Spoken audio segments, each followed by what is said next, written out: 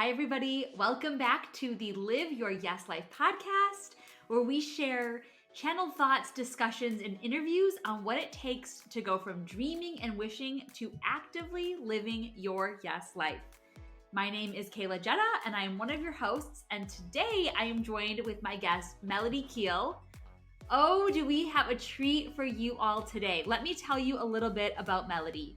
She lives in Atlanta with her husband, 2 sons, and her mini schnauzer.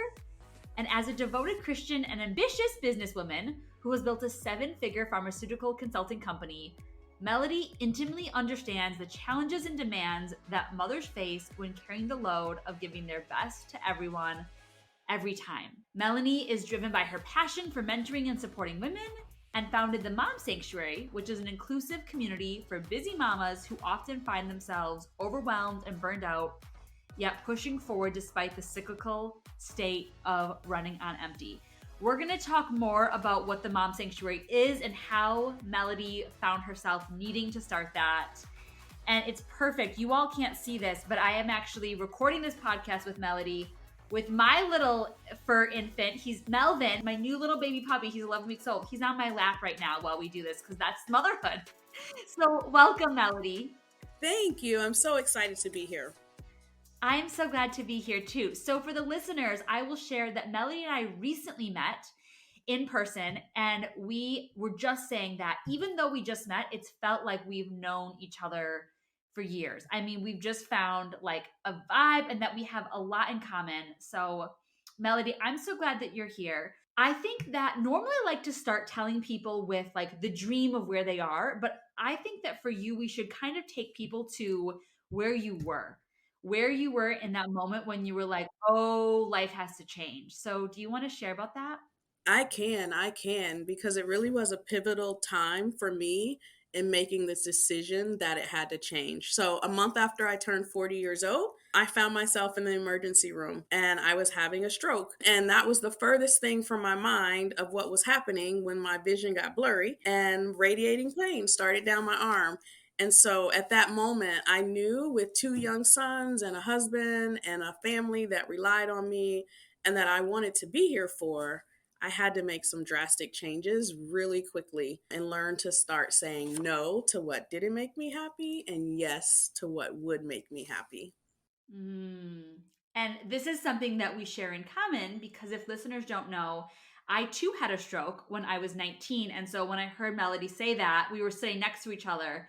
I was like, oh, yes, we were meant to have this conversation. And it sounds, Melody, like you were the does it all kind of woman, like 40 years old, like big business, big life, big dreams, being a yes to everything.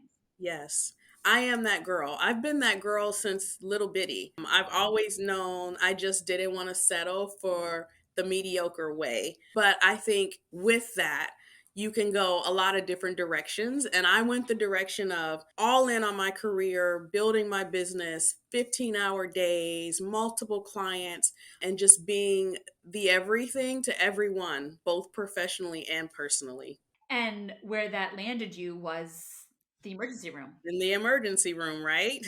Yeah. Yeah. Yeah. Yeah. Just too much. Just too much. So at that moment, or maybe not at that moment, but like after that, what did the dream become? Yeah. So the dream became that I would have freedom. I felt like I had built this beautiful life for myself and my family. But when I really began to unpack it, it was really a luxurious prison. You know what I mean? I had made so many commitments and I was on the hook for so many things to so many people. And I had to change that.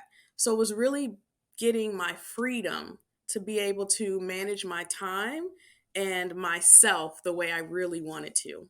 I feel like other people can relate to, okay, this is what I wanted, but now that I'm here, it's not what I want. And I think that chasing money will end us there. Absolutely, every time.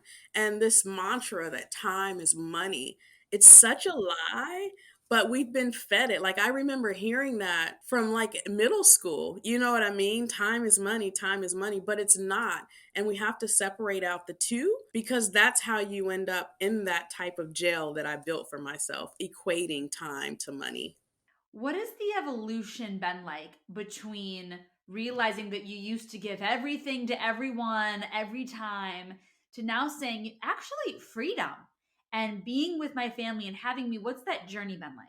It was really hard in the beginning because I didn't know any other way. I did all the things. I went to college, I came out, I got a job, I started building my career and then transitioned to consulting, got married, had kids, bought a house, did all the things, family vacations, all the things that are kind of like systematically programmed for us to do as women. I did them. And so it was really hard to depart from that and not feel guilty or feel the need to apologize that I wasn't going to continue on that track that kept me so bound up. So I think just acknowledging that I didn't want it anymore and not being apologetic about it was huge for me. And that paved the way for me to really relinquish what I thought I was supposed to be and move into what I actually wanted to be. Mm. Okay, there was a big nugget that you shared in there, which is being unapologetic and saying that maybe at another time a former version of me wanted that, but this version of me wants something different. Yeah. And so many people, it's hard because everyone's like, what? Why would you like bring your business down? Why would you reduce your income level? Like, how are you going to maintain? Isn't that scary to like not, have a consistent stream anymore? What will everyone think? Right. And so that was the piece where I just had to back away and say, that can't define me. That's not the definition of who I am. And I think that's what really helped me to kind of move away from that and over into this freedom journey that I found myself on. That every year, and I do a 12-month assessment on where am I in this freedom journey. And it didn't happen instantaneously. I mean, we're 4 years out. I've gone from managing 8 clients to now I'm down to 1 client, and I put a team in place to do the work. And it's been a journey, but it's been incredible because I have freedom. I have freedom. Yes. So talk to us about you started the Mom Sanctuary. What is that? So the Mom Sanctuary is a community for amazing mothers who are doing all the things for their family, but most likely find themselves in the same space and place that I was in 5 years ago. And I speak with so many of my sister moms and even strangers who I just kind of strike up a conversation with. And so many mothers are absolutely miserable. They just are not happy in their lives. And I feel like there's like this emotional suicide being committed on a daily basis by mothers who are raising humans to become good humans. You know what I mean? And so the Mom Sanctuary came to me in a dream. I always say I feel like my grandmother sent it to me on her birthday. And it just hit me that all of the coaching programs and all of the wonderful people out there that can help a mother move to a better place, but they just might not have access to it, or they may not understand about this wonderful world of information and self help and knowledge. And why not have a community that bridges the gap and brings that to mothers to get them to their freedom, what they dream of for their life? It is so important. And I believe that we are living in a day and age where there really are two schools of thought, and we're starting to see this blend and balance. And the one school is like, work hard, hustle so hard. I think you and I both came from that track. And it's like, we drank the Kool-Aid and we did the things and we found ourselves in the emergency room, we found ourselves.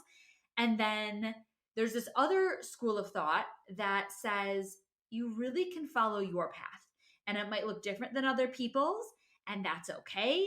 It's what is your path, and it takes exploration and discovery and unlearning and becoming. And I see that that is what you were opening the door. And so, what do you say to someone that is, and there are some people that are happily in the first path, and to them, I say, oh, amazing. I'm so like, you're on your track. That is your truth. That's so good. But what about the person who's finding themselves on the first track and knows that it's not fulfilling them? Yeah. The first thing I would say to that person is let go of the fear and the unknown, because this new track is brand new territory, right? And it's just not a space that you're comfortable in. It's not a space that's familiar. And even though you may be miserable, you know it, you understand it, and it's a safe space. And so, my first piece of advice would be let go of the fear of the unknown. Just try a little something that might be outside of your comfort zone to just test the waters and see, hey, this is not so bad. Totally. And I like the idea of trying something small. And I'm thinking like this could be anything. Here's a great example. This year for Easter, my family, we said, we're going to try going to a restaurant. We've never gone to a restaurant for a holiday before, but nobody wanted to cook. Nobody wanted to have their house ready. Nobody wanted to do all the prep for entertaining the extended family. And so we said, let's try something new. We don't know what it's going to be like. And it was lovely. Yes, exactly. Exactly. We get into this ritual and cyclical situation of the known. It's almost like we feel like there's nothing else. This is what I know. This is what I do day in and day out.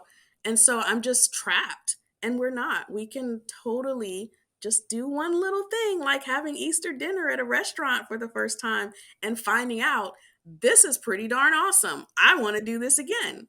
I work with a lot of our clients on the worthiness conversation and feeling like we have just been disconnected from our worth, which it's still there. It can never go anywhere, right? You know, I believe that all of us are born innately, infinitely with worth, but we unplug from it. We forget. And I see how this comes to play when people start to shift from I am on and I go and I do all the things and I'm achieving and I'm earning and I'm creating.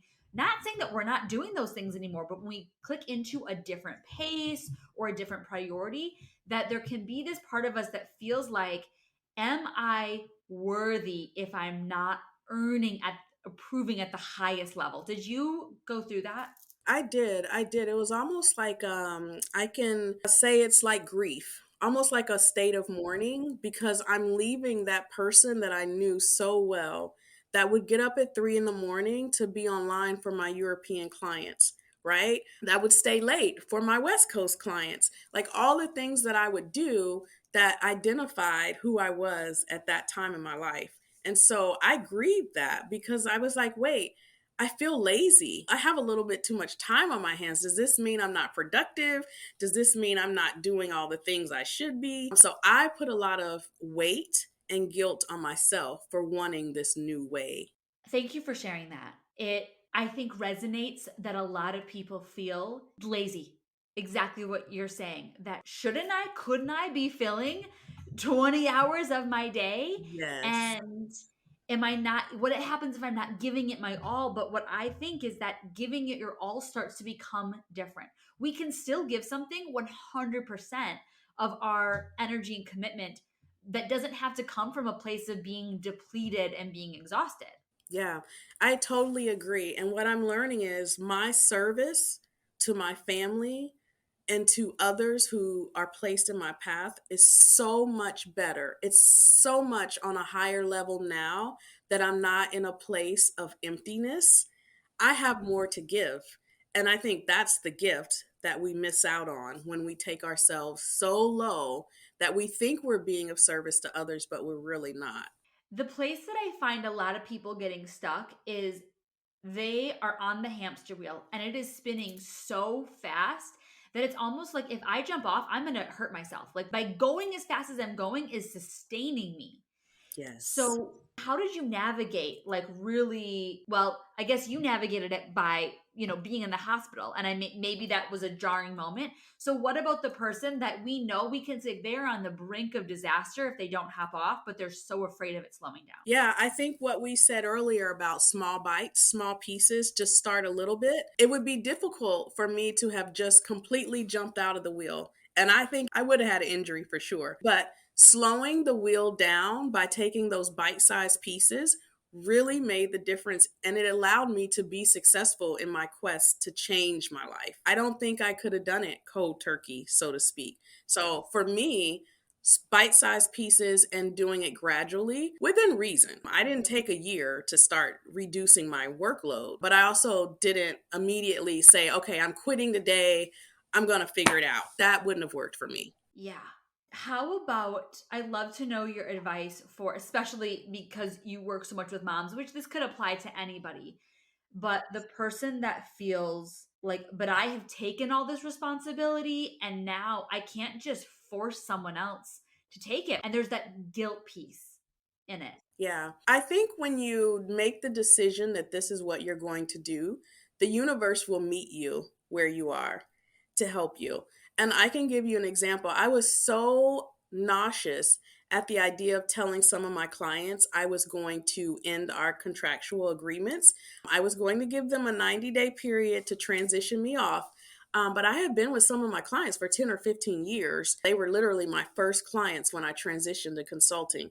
And I'll tell you, out of those three, two of them needed me to leave. It just came out of nowhere. And so when I made that decision and I was serious about it and intentional, the universe helped me out. And I believe in that. I so believe in that, that when you get serious and it's real and you make a plan for it, it will fall into place when it needs to in the way that it needs to.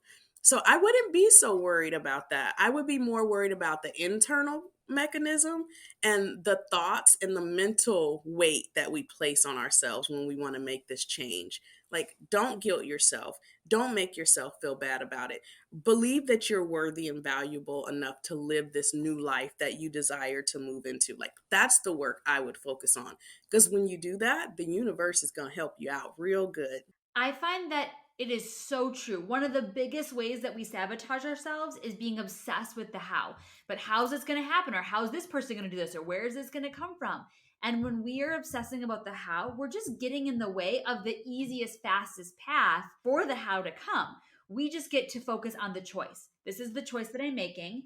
Now I'm going to allow for the rest to conspire, for the path to perfectly be revealed. I agree. I totally agree. And I also think when we focus and get so intent on the how, it's a way for us to not have to take an action. Because if you're so focused on the how, then you don't really have to do anything yet because I'm in thought mode. I'm thinking, I'm planning. And that can take you 5 years down the road and you look up and you've done nothing to make your transition over to your new way. 1000%.